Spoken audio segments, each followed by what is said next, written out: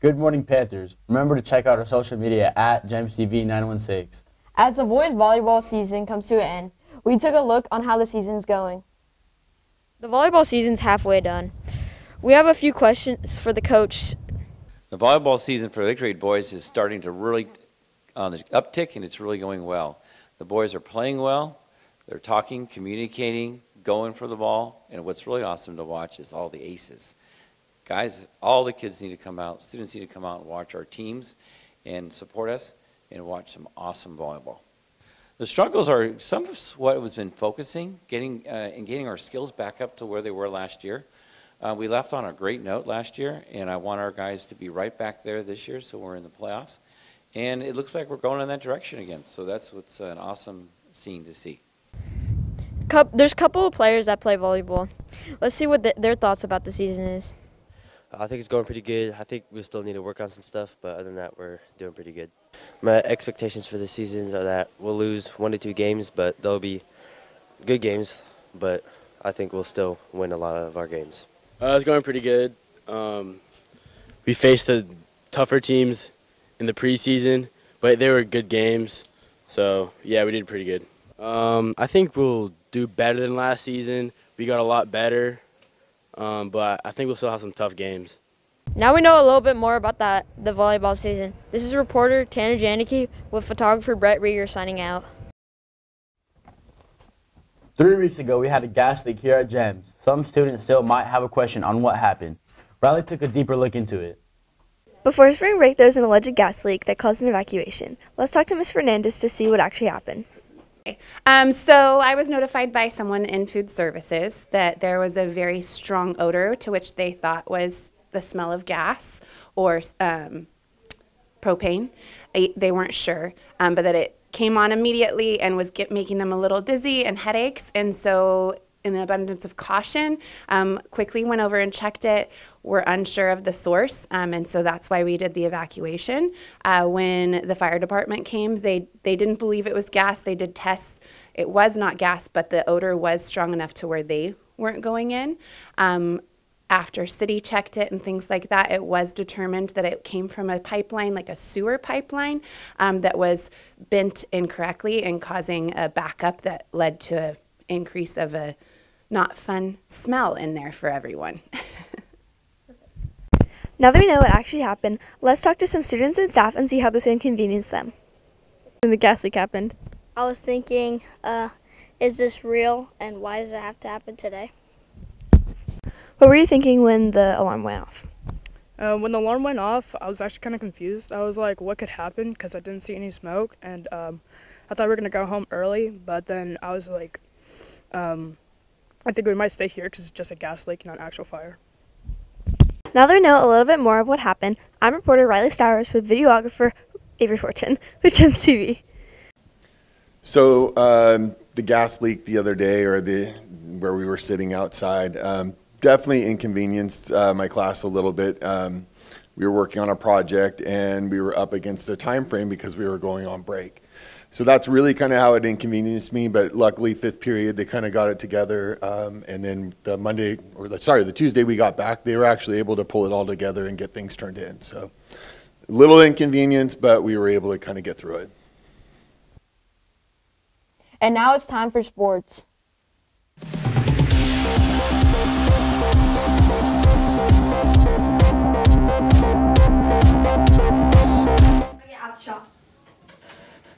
Both girls flag football and boys volleyball will play at Olympus on Thursday, May 1st. Now back to the desk.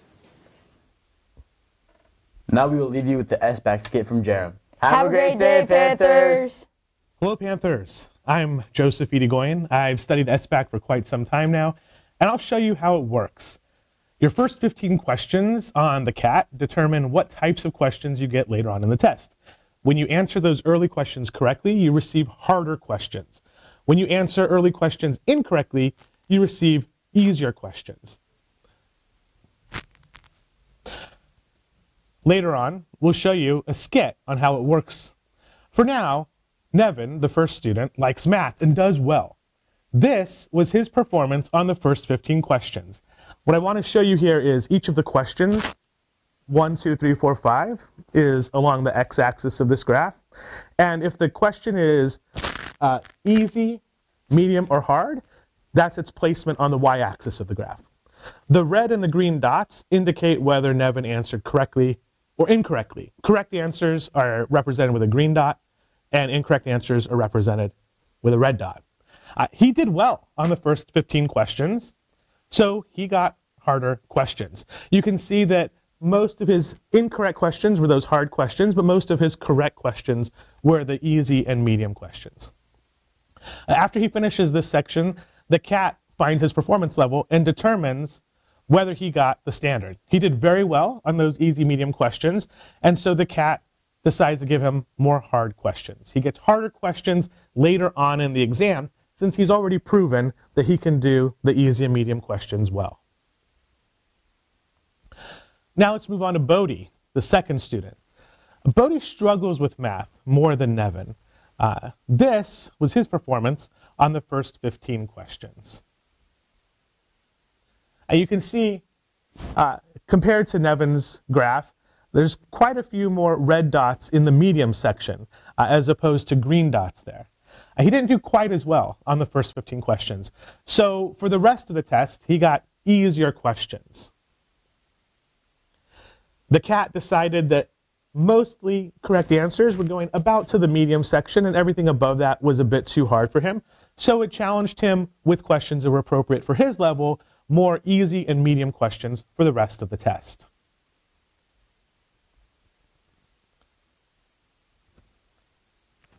This slide here that we're looking at shows what happens as Bodie continues the test. The test is trying to find your exact range, and so it's going to give you questions that are very close towards the end of the exam, very close to your actual level. In this case, Bodie's level is somewhere in this range here. As he answers questions correctly with a green dot, the next question gets a tiny bit harder. But as he answers questions incorrectly, represented with a red dot, the next question gets a tiny bit lower. One thing you should know about this is, as you take this test, towards the end of the test, you might feel like you're getting about half the questions right, about half the questions wrong. And that's because the test has basically found your level, where everything above that level is a little too hard for you, and everything below that level is a little bit too easy. And so you'll probably be getting about every other question correct and incorrect. Finally, do your best on this test. I'm going to skip ahead to this section here. Do your best on this test and get your best standard, especially in those first questions. Those first 30 minutes are probably the most important for the cat because the cat adapts to your performance. You'll probably answer about half the questions correctly overall for the full test, but if you can do particularly well in that first section of the test will continue to give you questions that match a higher level of performance, and you'll end up scoring much better. Also, don't forget to never give up. Even if you go through a particularly tough patch of questions, once you answer a few questions correctly in a row, your score will improve as the test gives you slightly harder questions from there. I'm Joseph Irigoyen. Thank you for listening, Panthers, and now on to the skit. The Panther, aka the cat, will give the two students, Nevin and Bodie, 4 easy questions, 6 medium questions, and 3 hard questions, and 2 very hard questions. The cat writes down Nevin's 15 first questions and finds the performance level of him and gives them those type of questions. The cat gives Nevin 8 medium questions and 7 hard questions. The cat writes down those questions and gives Nevin a 70% or 70 score. The cat writes down Bodie's first 15 questions and finds the performance level of him and gives them those type of questions. The cat gives Bodie 8 easy questions and 7 medium questions. The cat writes down those questions and gives Bodie a 50 score.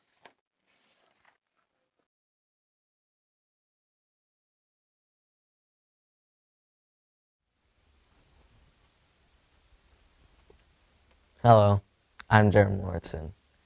I'm an 8th grader right now here at Glen Edwards Middle School. I'm graduating soon.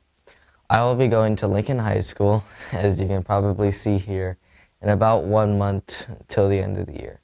A few more until it starts. I made this skit and explanation thanks to Ms. Fernandez, the principal here at Glenn Edwards Middle School, and thanks to Joseph Rigolin. I know how the SBAC works. As soon as I am making this, it is 2025. I hope this video will go on in this school, maybe even around the country. Hopefully this skit and explanation will help and/or help you with the SBAC. GEMS TV would like to thank our sponsors. Platinum level sponsors: Siller Construction, Lincoln Junior Zebras, Sierra Pacific. Gold level sponsors: Lincoln Museum, Mi Alegria Mexican Antojitos, Jensen Landscaping, Quality Metal Heating and Air. Silver level sponsors: Bar West Rents and Ready Mix, Empire Gymnastics Center. Thank you for watching GEMS TV.